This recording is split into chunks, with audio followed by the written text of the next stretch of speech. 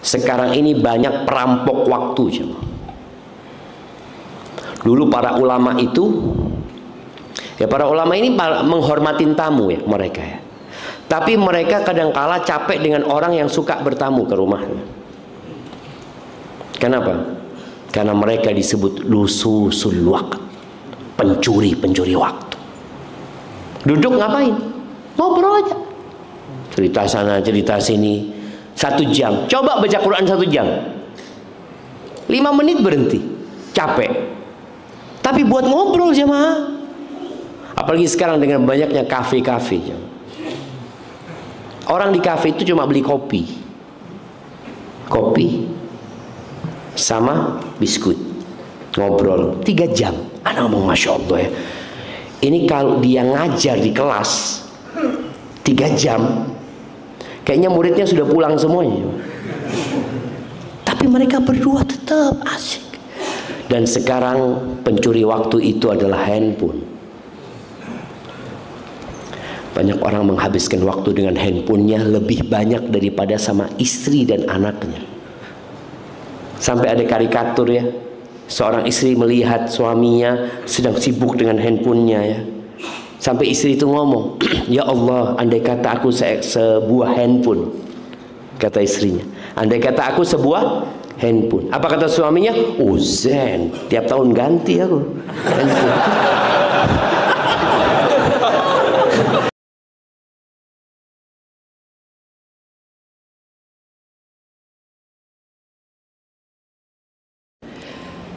Kita perlu merenungkan hari ini ya. Kenapa waktu kita kok kayaknya nggak berkah ya? Kenapa anak kita hafal juz amma baru umur 9 tahun?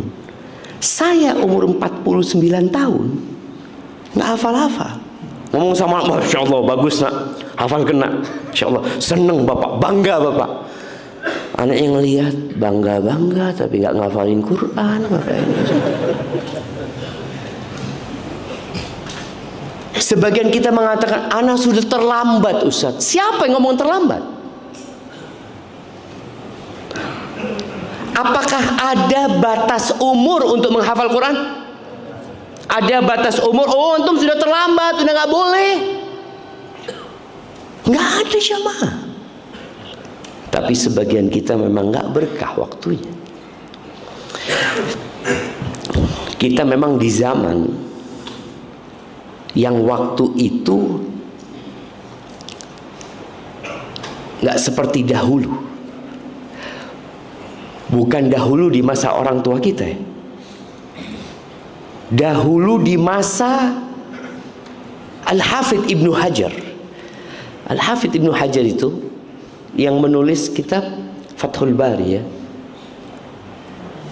Ada sebuah hadis yang anak akan bacakan, kemudian kita akan dengarkan komentar dari Al-Hafidh Ibnu Hajar yang dia meninggal insyaallah tahun 852 apa 51. Hadis yang diriwayatkan Imam Bukhari. Rasulullah sallallahu alaihi wasallam mengatakan la taqumus sa'a. Kiamat tidak akan terjadi hatta yuqbadal ilm. Sampai ilmu itu ditarik, digenggam. Wa takthur az-zalazil. Dan kiamat tidak akan terjadi sampai terjadi gempa bumi yang banyak. Katanya akan terjadi gempa bumi dahsyat. Iya. Kapan? Gak tahu kita. Tapi akan terjadi. Banyak. Bukan gempa bumi biasa. Banyak kata Nabi SAW. Wa yataqarabaz zaman. Dan waktu menjadi dekat. Wa tadharal fitan. Dan fitnah-fitnah, kekacauan akan muncul. Wa yakthural haraj. dan akan banyak pembunuhan. Tuh kita lihat, ilmu diangkat, gempa banyak terjadi yang seharusnya membuat orang sadar, waktu semakin pendek, fitnah banyak, pembunuhan merajalela, dan harta melimpah ruah. Orang itu kalau banyak gempa yang membuat dia takut, dia kadang-kala ingat sama akhirat. Tapi gimana ingat sama akhirat, fulus banyak, akhirnya ingat sama dunia lagi. Orang itu kalau dengar keluarganya meninggal dunia ya, atau terjadi gempa bumi di sebuah tempat, dia akhirnya jadi sama dunia ini meremehkan. Tapi ketika dia pulang kembali, hidup dengan kemewahan-kemewahan yang dilihat oleh matanya. Dan sekarang kalau melihat harta jemaah, mau melihat kekayaan itu nggak perlu berangkat kita meninggalkan tempat kita. Di handphone saja antum bisa melihat mobil dengan harga 400 miliar. Masya Allah, mobil termahal di dunia antum bisa lihat. Mau lihat apa lagi? Sandal termahal di dunia. Duduk antum, ya Allah, siapa yang beli ini? Itu fitnah. Dan ternyata uang memang melimpah ruah sekarang jemaah. Buktinya manusia membuat berbagai macam aksesoris yang nggak ada harganya sebenarnya, tapi dibeli mahal oleh manusia. Baik, itu disebutkan waktu semakin pendek. Di hadis riwayat Tirmidzi dari Anas bin Malik radhiyallahu anhu, Rasulullah sallallahu alaihi wasallam bersabda, "La taqumus saah." Kiamat tidak akan terjadi hatta yataqarabaz zaman, sampai masa itu mendekat. Pendek jadi. Fatakunus sanatu kasyahr. 1 tahun kayak 1 bulan. Setahun seperti 1 bulan. Wasyahru kal jumu'ah. Dan sebulan seperti sejumat. Bukan seminggu. Pada waktu Yahudi berkuasa, atau banyak orang Yahudi, maka ajaran mereka yang akan dipakai oleh masyarakat, mereka nyebutnya sesabtu. Yahudi itu sesabtu. Ketika Nasoro yang berkuasa, maka berganti dengan seminggu. Ketika umat Islam seperti buih di lautan, seminggu. Artinya mayoritas tidak bernilai sama sekali. Sampai hari ini kita menyebutnya seminggu. Nabi alaihi salatu wasallam menyebutnya sejumat. Wal jumu'atu ilal jumu'ati, dari Jumat ke Jumat. Maka Nabi dalam hadis ini alaihi salatu wasallam menyebutkan wasyahru kal jumu'ah, dan sebulan seperti sejumat. Antum kira-kira kalau sekarang ditanya, antum berapa lama di sini? Alhamdulillah sudah sejumat. Ayo sejumat. Aneh jadinya. Sesuatu yang bahasa Rasul sallallahu alaihi wasallam yang kemudian diwariskan kepada para sahabat, diriwayatkan oleh Imam Tirmidzi, dan kita membacakannya saat ini, jadi satu hal yang aneh. Ketika seorang mengatakan sejumat, betul hadisnya, wasyahru kal jumu'ah, sebulan seperti 1 Jumat. Wa takunal jumu'atu kal yaum, sejumat seperti 1 hari. Ya Allah, kok cepet ya? Apalagi kalau yang gajinya habis. Nah, kok sudah habis ini? Tanggal berapa ini? Allah, padahal baru 3 hari udah habis. Kita merasakan jemaah. Wa yakunal yaum kas-sa'ah, sehari seperti sesaat. Sa'ah itu dulu nggak ada sejam ya. Ini hadis Nabi SAW. Kan seperti sesaat, satu hari, tahu habis sudah. Antum pagi hari umpamanya beraktivitas, sore ya Allah, wala satu halaman Quran anda baca. Wala satu halaman. Wala zikir petang anda baca. Zikir pagi juga nggak baca tadi. Kok sepertinya waktu kita ini nggak berkah gitu cuma. Kita nggak bisa melakukan aktivitas yang orang lain bisa kadangkala. Kenapa sama aku? Atau semua orang merasakan hal yang sama? Wa takuna sa'atu kadhirmati bin nar. Sesaat itu seperti percikan api. Ahibati fillah, apa kata Ibnu Hajar? Beliau menjelaskan hadis yang disebutkan oleh Imam Bukhari tadi. Beliau mengatakan qad wujida fi zamanina hadza. Kata beliau, di zaman kita sudah kita rasakan. Beliau di abad ke-9 Hijriah, yakni 500 tahun yang lalu beliau sudah merasakan.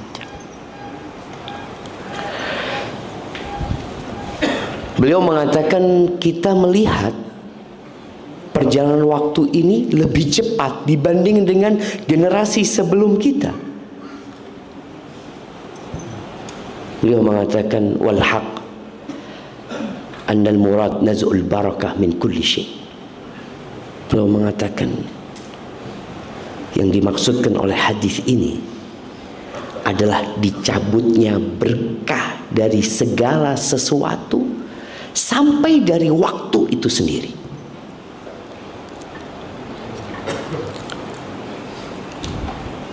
Ya, ini termasuk tanda-tanda kiamat akan terjadi.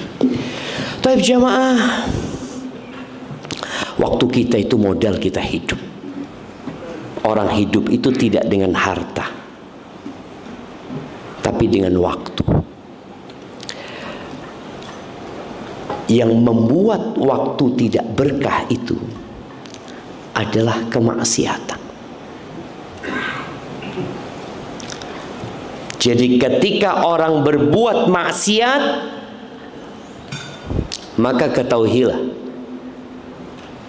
waktu antum akan pergi tanpa antum sadari. Lalu antum di akhir malam atau sebelum tidur mengatakan, ya Allah, apa ketaatan yang aku lakukan hari ini gitu. Ahibati fillah, bagaimana supaya waktu kita jadi berkah? Kalau kita tahu dosa membuat waktu kita nggak berkah, harta kita nggak berkah, anak-anak kita nggak berkah. Antum tahu ketika orang menikah doanya apa? Barakallahu laka wa baraka alaika wa jama'a bainakuma fi khair. Didoakan berkah, didoakan banyak anak-anaknya dikasih harta yang berkah. Tapi kenapa kemudian kita merasakan keluarga kita nggak berkah, anak-anak kita nggak berkah, waktu kita pun nggak berkah? Ada masalah sama kita, dan kita sudah tahu penyebab utamanya adalah dosa. Agar waktu kita berkah, yang pertama, ya kita harus mengetahui bahwa waktu itu berharga. Banyak anak muda yang menghambur-hamburkan waktunya untuk sesuatu yang tidak berguna. Apa penyebabnya? Dia tidak tahu dengan nilai itu waktu.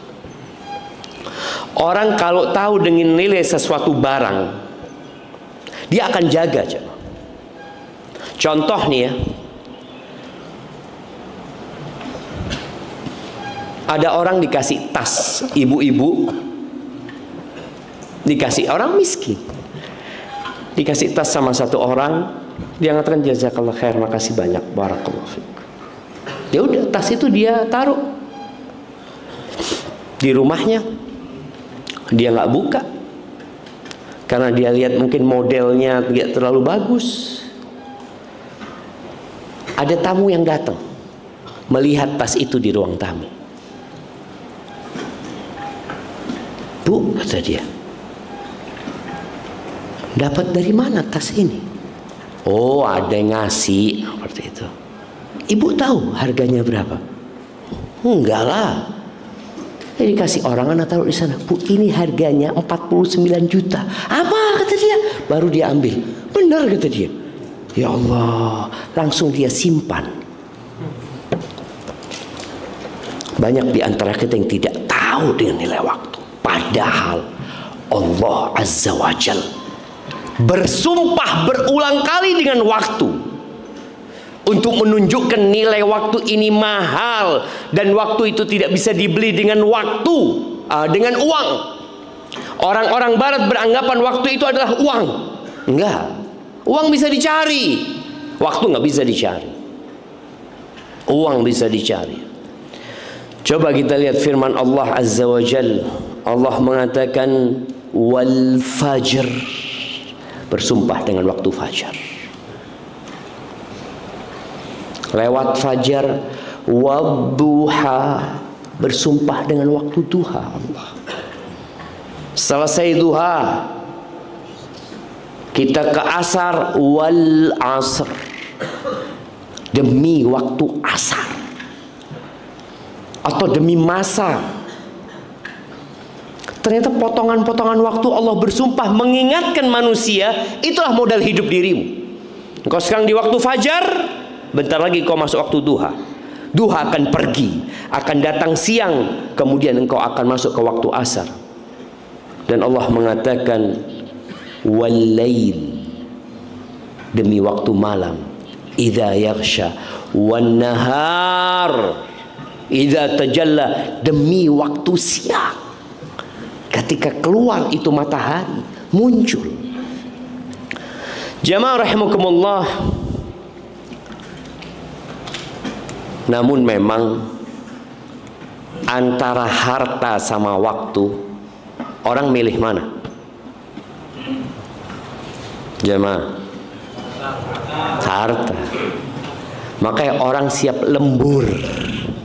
Anu ya, overtime namanya. Overtime. Berapa gajinya? Sejamnya sekian. Iya, nggak apa-apa. Dia lihat fulus tuh. Waktunya dihargai sama uang. Dia lakukan itu. Karena ada yang menghargai dengan uang. Tapi ketika dia untuk membaca Al-Quran umpamanya, dapat apa baca Quran sih Ustaz? Dapat apa jamaah? Satu huruf dapat 10 kebaikan.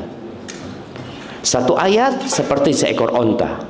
Oh, iya, jazakallah khair Ustaz. Tapi nggak di dunia, 10 itu nggak di dunia, onta itu nggak di dunia. Coba dia kalau baca Quran, wadduha, keluar onta, masya Allah. Satu ayat satu ekor onta. Antum kira-kira bahagia nggak?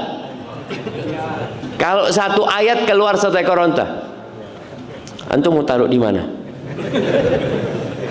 Bayangin sekarang, antum mau taruh di mana? Betul loh, Nabi SAW menyebutkan bahwa saya membaca satu ayat itu lebih baik dari seekor onta. 2 ayat lebih baik dari 2 ekor onta. Kalau ontanya diberikan di dunia, apa gunanya buat antum? Nah, itu jamaah. Karena kita tahu dunia ini akan kita tinggalkan. Dan dunia ini tempat kita bekerja, berusaha. Kalau Allah berikan dengan setiap ayat Al-Quran itu, ya kalau onta sulit saya Ustaz ya. Tapi coba fulus Ustaz. Kalau satu ayat 100.000, kira-kira orang akan rajin baca Quran nggak? Ketika orang rajin baca Al-Quran, apa yang terjadi dengan kehidupan ini? Negara tutup jam. Negara tutup. Antum pikir yang jadi anggota DPR cari apa? Kalau udah baca Quran satu ayat dapat fulus, ada apa dia jadi anggota DPR? Enggak, sudah Anda baca Quran. Antum akan lihat semua toko tutup. Antum mau beli, mau ngisi BBM, kira-kira ada orang di SPBU? Antum ke toko mau beli gas, Pak beli gas Pak. Kata dia, gas enggak jualan gas saya. Loh, fulus kata dia. Oh fulus, saya baca Quran fulus keluar. Maka kenapa Allah tidak jadikan pahala itu di dunia jamaah? Karena kehidupan ini harus berjalan jamaah. Ini tempat ujian, tempat orang beramal. Allah nggak jadikan uang sebagai balasannya di sini. Apa gunanya balasan Allah kasih uang di dunia lalu antum mati dan meninggalkan uang tersebut? Dan kita lihat orang-orang kaya pada mati meninggalkan hartanya. Makanya banyak orang menilai semua dengan harta. Kata Nabi SAW, ni'matan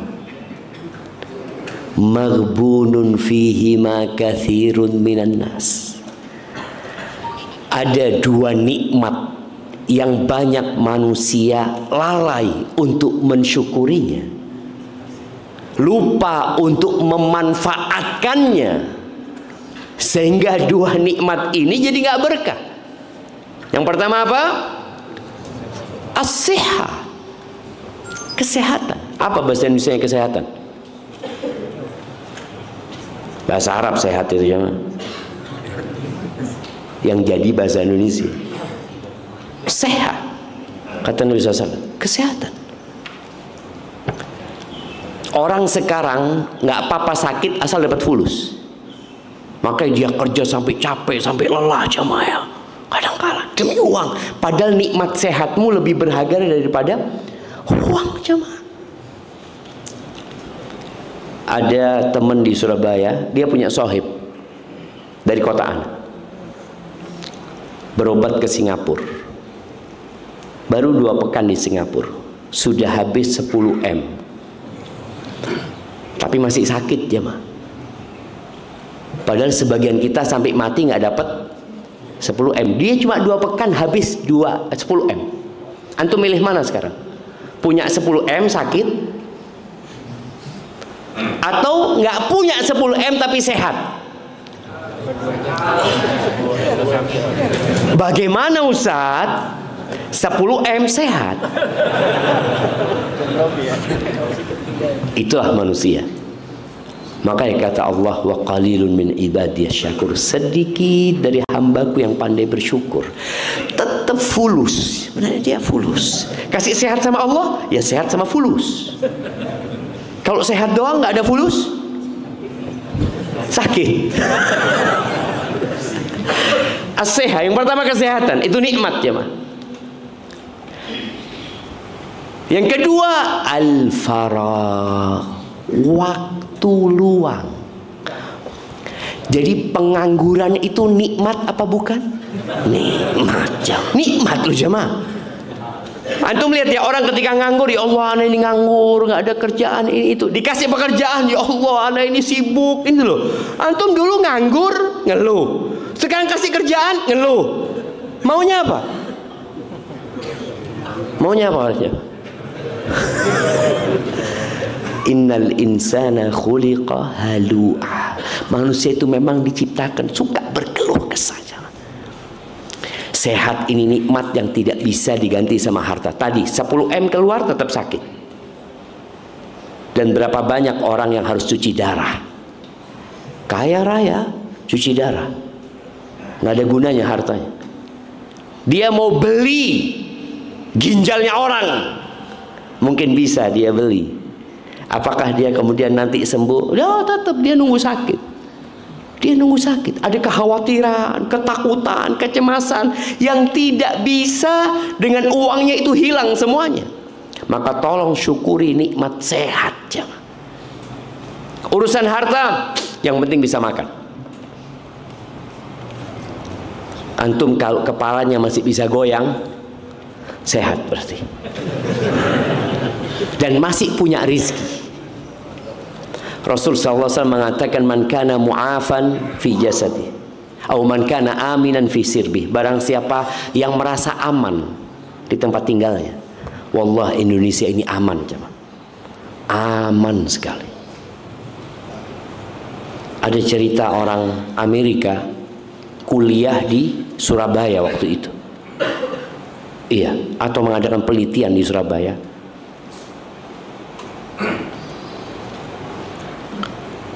Kayaknya bukan Surabaya, jemaah, Jogja. Kemudian keluar malam, yang dia berteman dengan satu orang Indonesia. Malam itu diajak keluar untuk makan malam. Mungkin naik motor apa, kata dia. Seperti itu. Orang ini, loh, aman tadi sini, kata dia. Keluar malam perempuan 2 keliling, kata dia, loh, Indonesia ini aman, kata dia. Karena di tempat lain gak aman. Perempuan keluar sendirian malam hari. Alhamdulillah. Walaupun sekarang di Indonesia sudah muncul begal. Ini menunjukkan nikmat aman kita mulai dicabut sama Allah Azza wa Jalla. Barang siapa merasa aman di tempat tinggalnya, mu'afan fi jasadih, sehat badannya, indahu qutu yaumihi, dia punya yang dia makan hari itu. Hari itu, jemaah. Sehari sebenarnya kita butuh makan berapa kali? Berapa kali kita butuh makan? Butuh ya. Kalau mau mah bisa 7 kali kita makan. Butuh makan itu, kita bisa hidup seharian 2 kali. Kalau sekali mati dia? Oh enggak, sekali cukup. Dia kan nggak mati. Artinya kalau dia bisa makan sekali aja hari itu, aman.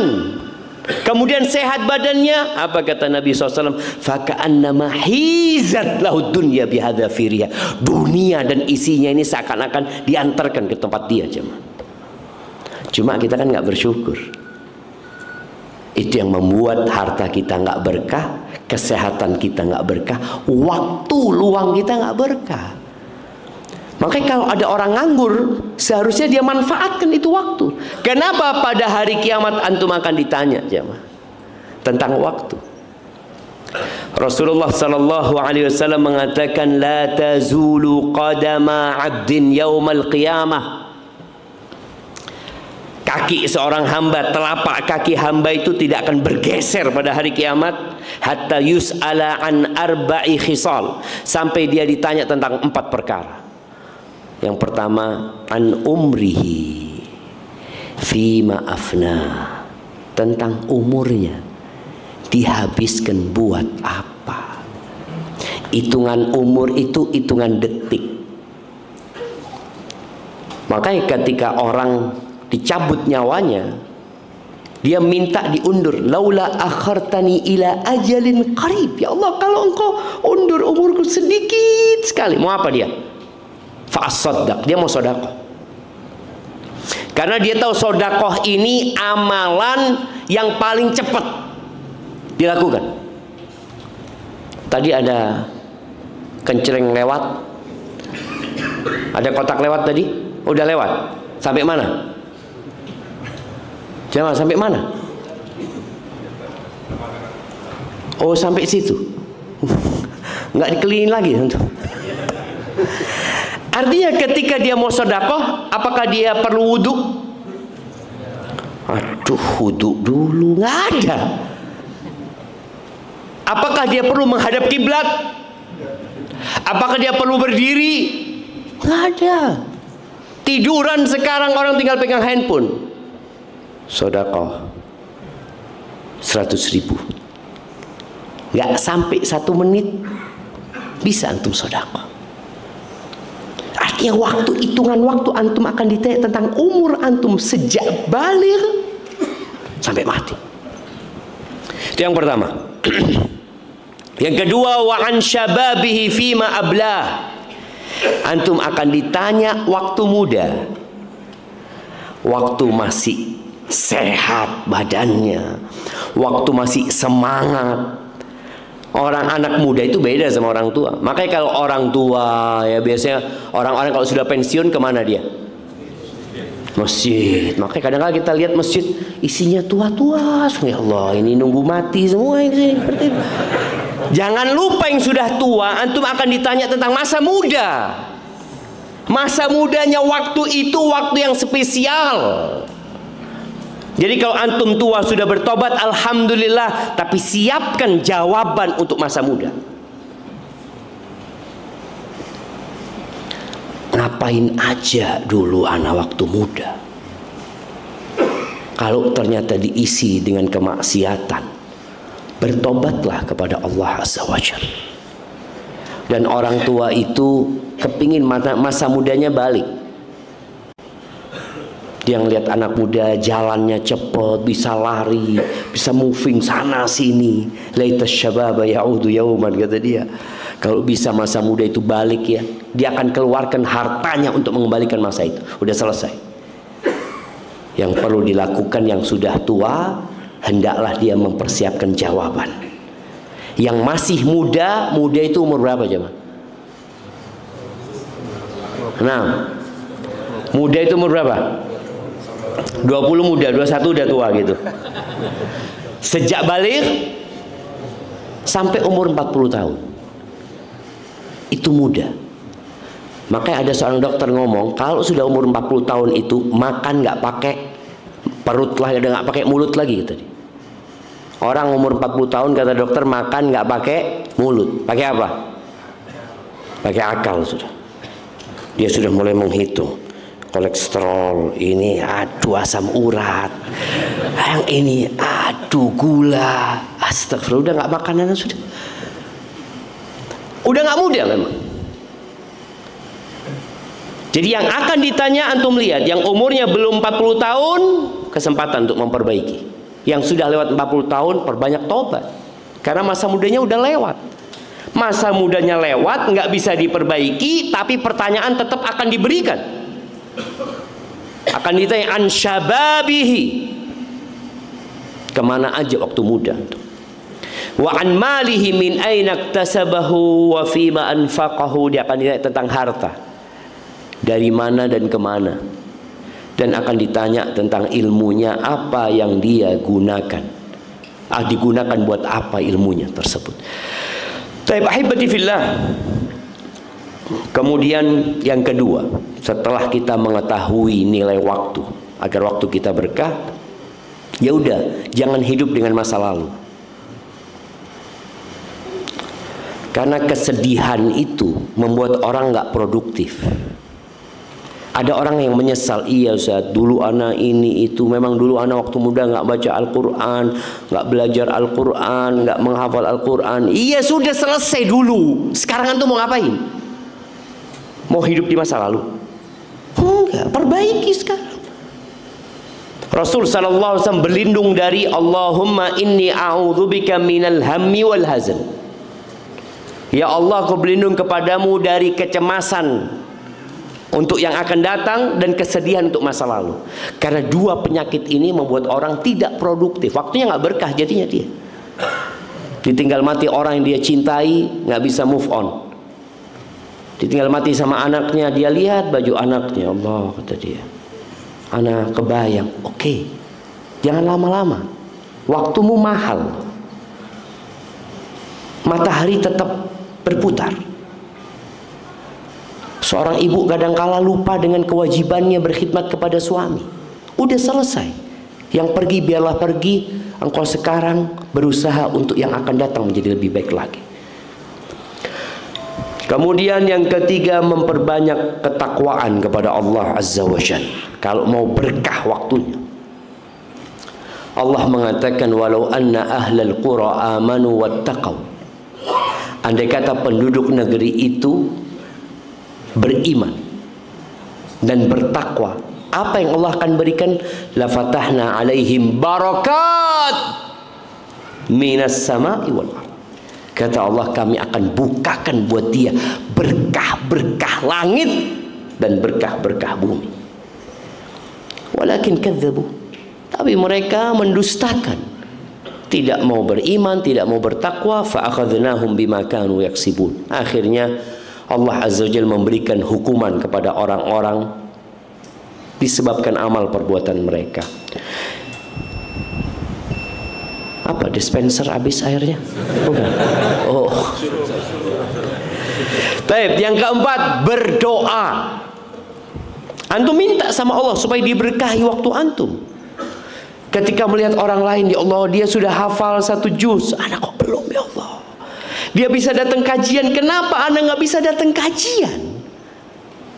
Dia bisa di soft pertama Jumatan, anak nggak pernah soft pertama Jumatan dari lahir sampai mati. Antum lihat ada orang yang masya Allah selalu pulang dulu dan terakhir datang. Kalau Jumatan datang dia berdiri karena sudah habis tempat duduknya. Dia memandang khotibnya, kok nggak selesai khotibnya, padahal dia baru datang jemaah. Ini yang dari tadi di soft awal nggak dia perhatikan, bahkan nggak ada ketertarikan untuk menjadi mereka. Maka di sini ada orang-orang yang nggak pernah berdoa supaya diberkahi waktunya, karena memang dia nggak tertarik. Dia tertarik sama fulus saja. Dia kalau ngeliat orang fulus, ya Allah, urzukna ya Allah. Ngeliat orang di soft pertama, lain lah, dia kan memang orang-orang garis keras. Subhanallah jemaah. Maka ini perlu jemaah, teman-teman kita ajarin doa. Engkau doa lah supaya diberkahin waktunya. Kenapa engkau selama hidup nggak pernah soft pertama? Ana insya Allah yakin ya, yang ada di sini nggak pernah telat Jumatan. Semoga seperti itu. Karena yang telat Jumatan tidak datang kajian subuh jemaah. Karena Jumatan aja telat, apalagi subuh dia mau datang gitu kan. Sholat yang paling berat buat orang munafikin itu sholat Isya dan subuh, itu paling berat buat mereka. Maka perbanyak doa untuk memohon kepada Allah Azza wa Jalla agar diberkahin waktu antum. Allah mengatakan ud'uni astajib lakum. Kemudian yang kelima, membaca Al-Quran. Allah mengatakan kitabun anzalnahu ilaika mubarakun liyadabbaru ayatihi wa liyatadzakkara ulul albab. Ini kitab, kata Allah, yang kami turunkan kepadamu penuh dengan berkah.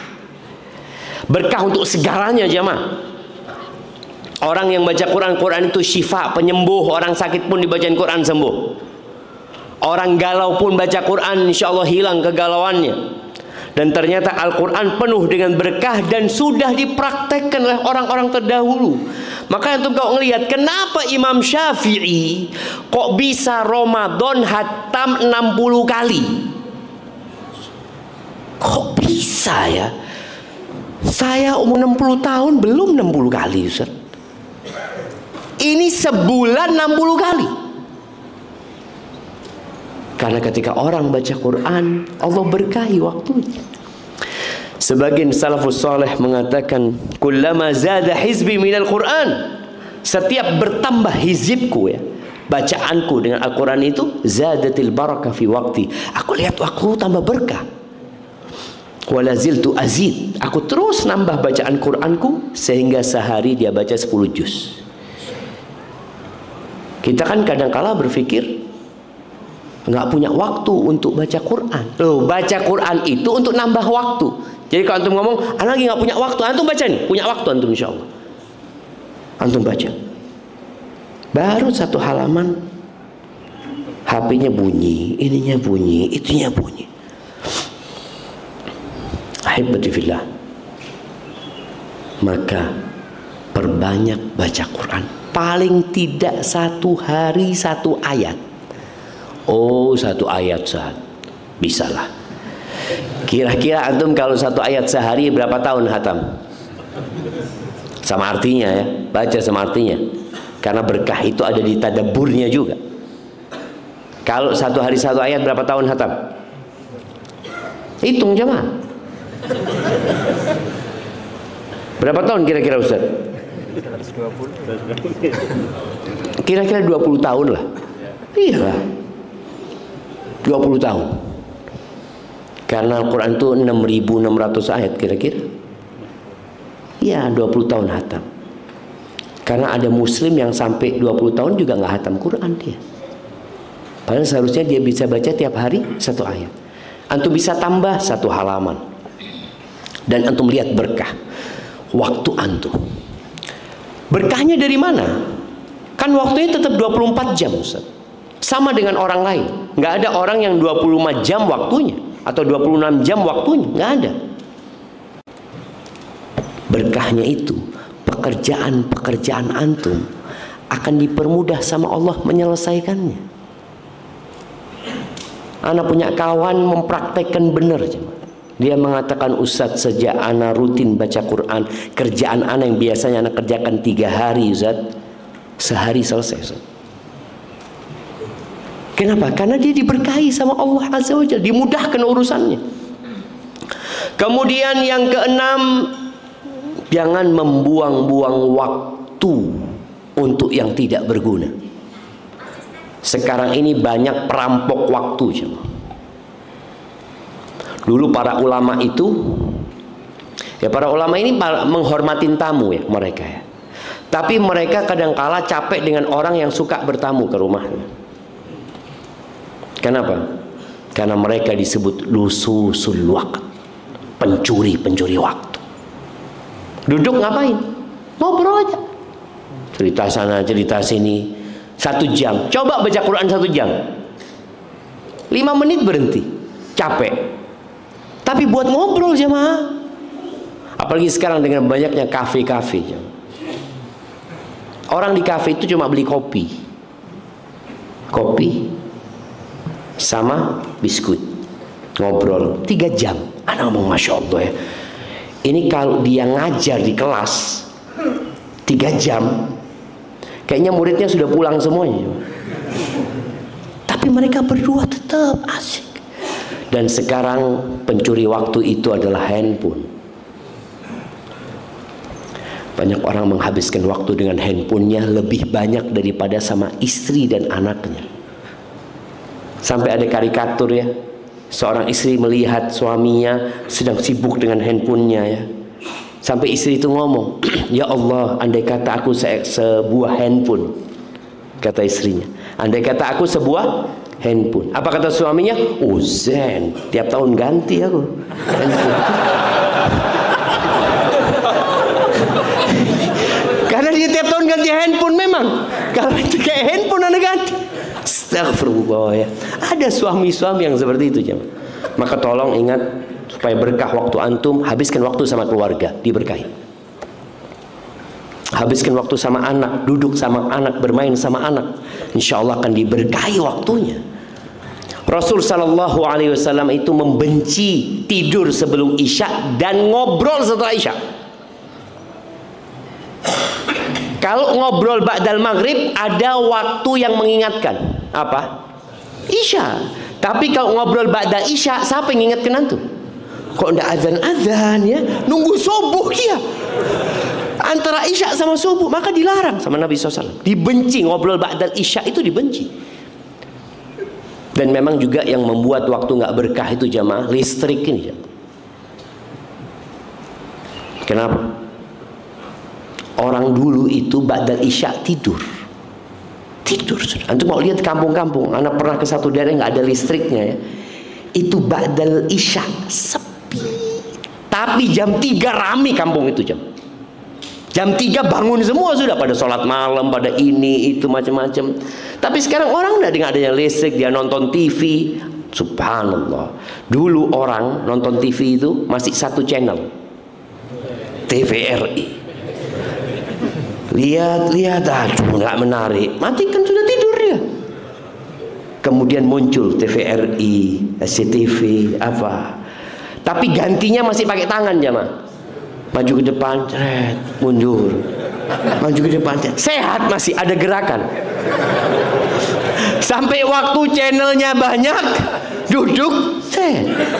Nggak menarik, set, nggak menarik. Sampai 60 channel nggak menarik, mulai dari pertama lagi.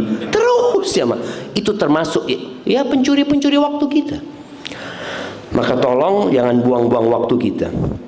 Lalu yang ketujuh, mengurangi tidur. Khususnya tidur ba'da subuh. Apalagi tidur pas kajian.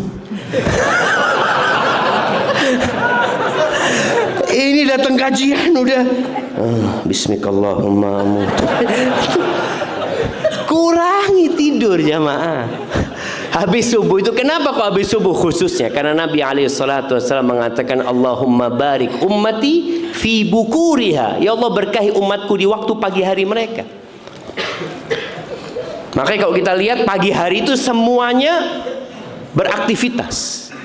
Mulai ayam yang berkokok, bahkan ayam berkokok sebelum pagi sudah beraktivitas. Orang dulu itu kalau ngasih tahu anaknya mengatakan, ayo nak, jangan tidur habis subuh, nanti rizkimu dipatok ayam. Ayam sudah kerja kemana-mana, kok tidur? Maka usahakan jangan tidur habis subuh. Kalau mau tidur habis matahari terbit. Kau capek mungkin, ya capek Ustaz, ya sudahlah, habis subuh. Nabi SAW itu hampir tidak pernah meninggalkan tempat sholatnya habis subuh kecuali matahari terbit. Duduk beliau habis subuh berzikir. Maka kita kalau memang waktunya kosong, udah duduk berzikir, baca Quran sampai matahari terbit. Apalagi bisa sholat syuruk umpamanya, Masya Allah, ini sebuah nikmat dari Allah Azza wa Jalla.